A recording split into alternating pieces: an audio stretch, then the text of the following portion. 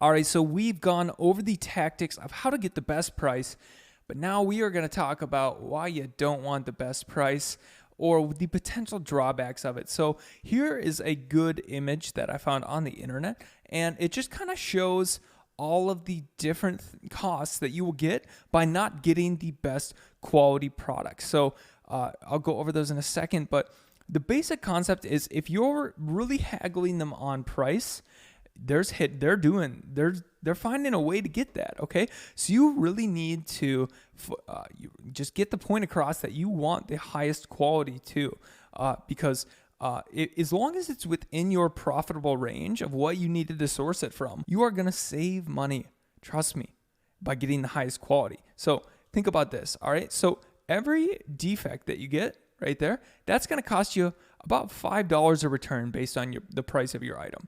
And it's also going to cost you negative reviews.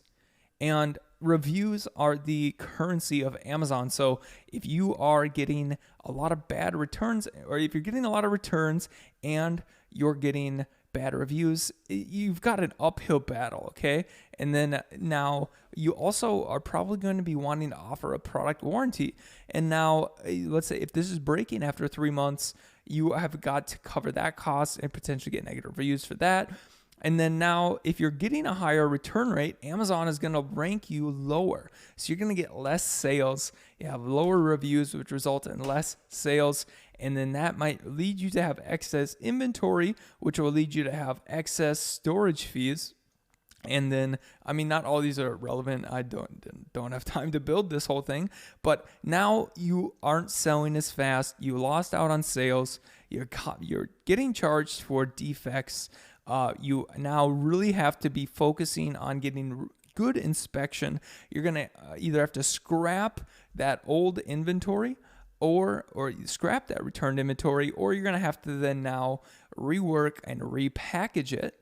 All right. And then now you also have to take into the account of time value of money. So while you might have had a higher margin with the lower quality, by getting that lower price, you have all these added things, and then now you just aren't getting the true sales that you could be. So your money isn't growing as fast. With this business model, your money, it's all about your feedback loop of what your ROI is and what your turnover is. And now when you're making your ROI, even if it ends up being about the same, your turnover is not as fast, and you've got this uphill battle to get positive reviews.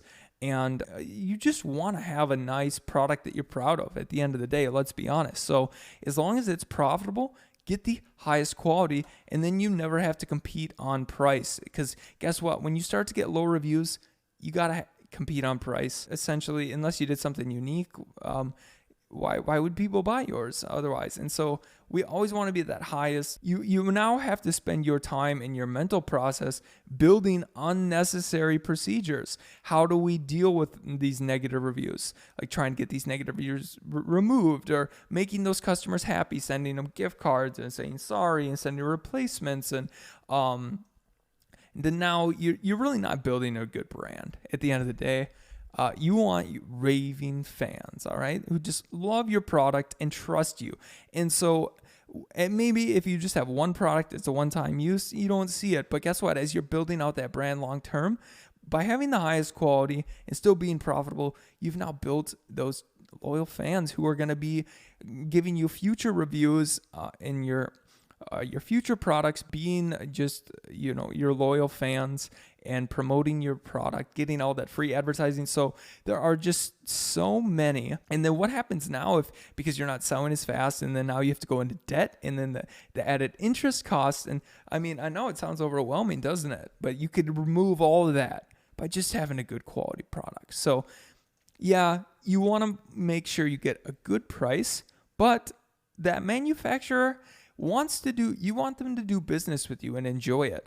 Like they need to make money too, okay? So while we will talk about tactics and tricks to make sure we're getting a fair price, you do not want to be that guy who is fighting over price, because when you fight over price, you will pay the price. Trust me. So don't skimp on the quality for the price, it will be one of your biggest regrets. Maybe I'll add to this in the future, and we'll get it, because this is just the tip of the iceberg. But yeah, invest in that quality. Make sure you get a good price, and make sure you have a good product that you're proud of, and everything will be awesome.